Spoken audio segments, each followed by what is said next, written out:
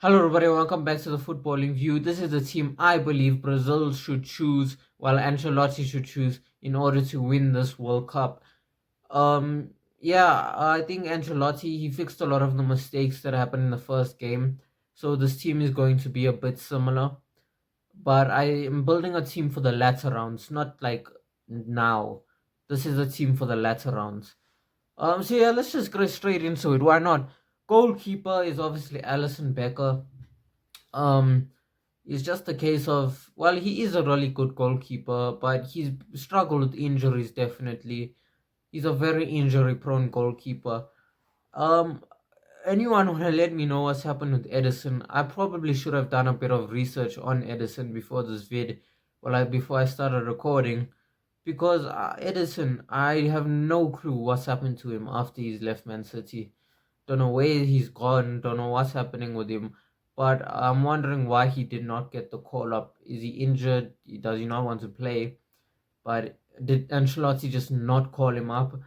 Because I think, I mean, Allison is quite injury prone. If he gets injured, Edison's still a good keeper. But yeah, Allison in the nets. At right back is Danilo. Believes he plays for Flamengo. I'm not sure how really good he is. Obviously, I watched that match and he was decent. But um, yeah, I think it's just a case of he's Brazil's best right back. I think it's the same as that.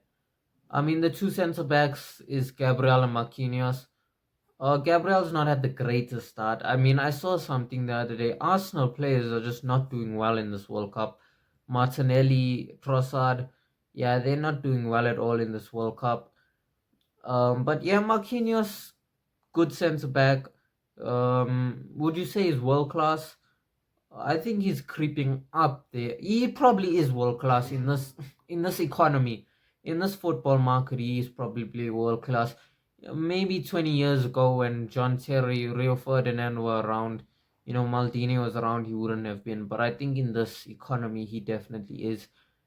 Gabriel, we know he's a good centre back, but he's not really showed that this World Cup. I mean, there's been a lot of shouts of Arsenal players as well. They they haven't been doing well. Are they frauds outside of Arteta's system? At left back, it's Santos. I think he plays for Saint. I think Saint Petersburg. Is it? I think that's the team's name. I think it's another case of he's just Brazil's best left back. Um, Alexandro. I know he played for Juventus at one point. I think he's like 35 or 36 though now, so I'm really not sure how good he is. I think he also might play for Flamengo. Not too sure about that. I have to check. But yeah, the back line is Marquinhos, Gabriel as the two centre backs. At right back we have Danilo. Left back is Santos. Goalkeeper is Alisson Becker. Moving on to the midfield, in the two DM spots, I think it's Casemiro and Bruno Gomes. Um, yeah, I just think, well, Bruno Gomes is a good player. He's a really good player. I really want him at United. I don't think it's gonna happen, but he's a player I'll take all day at Man United. And obviously Casemiro, we know he's leaving this summer. Farewell to him. But yeah, he's 34. I mean, he has lost a yard of pace. Like, this is the thing I think people don't realize is that Casemiro's legs definitely aren't the same as they were. Like, he hasn't lost his legs, but his legs aren't the same. So while I agree, when I don't know, can't remember, was it Carragher that was criticizing him? I didn't agree with that, but Casemiro definitely has lost a bit of his pace. And I mean, that's natural when you get older, but I don't want to sit here and pretend like Casemiro is the same as he was 5 years ago, because he's not the same player. He has, as a player, the quality of his performance has worsened.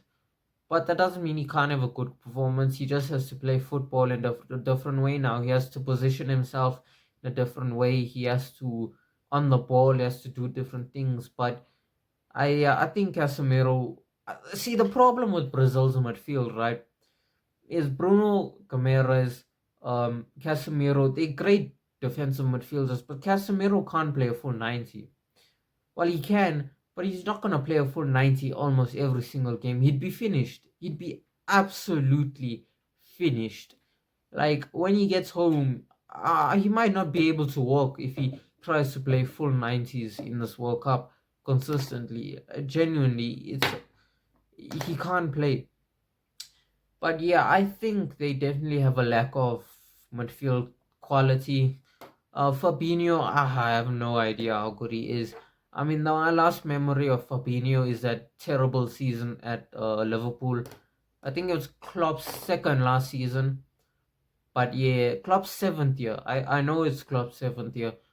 But yeah, that's all I remember Fabinho from nowadays. So yeah, I don't know how good he is. I believe he plays in Saudi. I have no idea. Like genuinely no idea. But yeah, let's just move on to the 10. Paqueta will probably start most games. I think in the latter stages, because Neymar, I believe, will be back for the round of 32. So if Paqueta's not doing well, or you want to give Neymar some time, I think if he comes on in the round of 32 and does well, he'll probably will start most games, Neymar. But for now, I think Paqueta will start. I think Neymar's very disrespected. I know he's obviously had problems with injuries and he's 32. And I mean, what can you do really? If a player is injured, he's injured. Like Dembele, look at Dembele. He won a Ballon d'Or and Neymar hasn't. Dembele started 9 games in League this season. Enrique rests him a lot because he knows how he knows how injury prone Dembele is. He needs to, you know, take care of Dembele because his body is made of glass. And Neymar's the same, except I mean he just plays 50 games a season. Except when he's injured. When he's fit, he plays a lot of games, and that's because he's third best player of the generation. But yeah, I mean, it's tough to decide. But I think for me, if Neymar comes on and does well, you probably start him in the latter stages. Obviously, depends how well Paqueta does as well. But I personally don't rate him that highly. I mean, I know why he gets called up every time, but I don't really rate him that much. At the right wing, it's Rafinha definitely. I think he did pick up a bit of a knock, so maybe someone else will start at right wing in replacement of him in the next game. But yeah, he's not had a particularly good season with Barca, but I think he's probably Brazil's best right winger. Let's be honest. Also, yeah. Oh yeah, with the 10, by the way, I just thought of Enric. I mean, he's a gamble. I've always liked when managers do that, though. They bring like one young, talented player. It's just always nice to see. And I think, I mean, I said in my video, I think he'll be the breakout star, but let's see, I guess. At left wing, I'm going with Vinny. Obviously, he's Brazil's best left winger again. That's literally what it is. But yeah, I think he should start. Then a striker is Cunha. I mean, Igor Thiago. He's he's terrible for Brazil. I mean, some players just don't do well for their countries. Maybe he's one of them. But I mean, when Cunha got subbed on in their first game, he came on and made an impact. You could see he was lively. Started the second game and scored a brace. He's a nailed on starter. But yeah, that is my team. That is my team. Alisson at keeper. The back line, Danilo right back. Two centre backs, Marquinhos, Gabriel. Left back is Santos. Two DMs, Casemiro and Bruno Gomes. In the 10, we have Paqueta. At right wing, we have Rafinha. Left wing is Vinny Jr. And at striker, we have Matheus Cunha. Yeah, and that is my team. I believe Brazil needs to start to win this World Cup.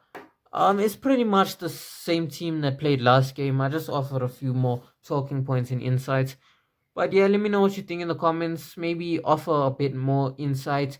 Maybe comment your lineup. And yeah, have a great day.